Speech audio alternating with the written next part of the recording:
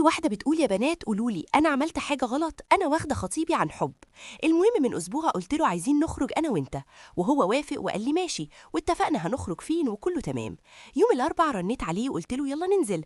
قال لي يلا البسي وجهزي نفسك. لبست والله أحلى لبس عندي وحطيت ميك اب. عيب تشوف اسم سيدنا محمد قدامك وما تعملش إعجاب ولا حتى تصلي عليه في التعليقات. وبعدين رنيت عليه وقلت له يلا أنا جاهزة تعالى. هو قال لي أنا في المستشفى، عمتي وقعت من على السلم وأنا معاها. أنا قلت ماشي وقفلت معاه ورحت رنيت على أخته علشان أطمن. قالت لي لا عمتي مش وقعت، ده بيكذب عليكي، الله أعلم راح فين. وبعدين عرفت إنه كان خارج مع صحابه ورجع البيت نام وما كلمنيش غير تاني يوم. اتكلمنا طبيعي من غير أي مشاكل أو خناق.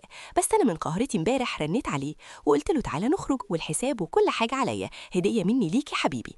خليته يجهز نفسه ويلبس ورن عليا وقال لي أنا هو قربت أوصل عندك. أنا قلت له مش هينفع نخرج، أصل خالتي تعبت ووقعت وأنا معاها في المستشفى، وأنا كنت لابسة ومجهزة نفسي وخرجت أحلى خروجة في حياتي مع أختي. هو عارف كده واتجنن ومن امبارح ما بيكلمنيش.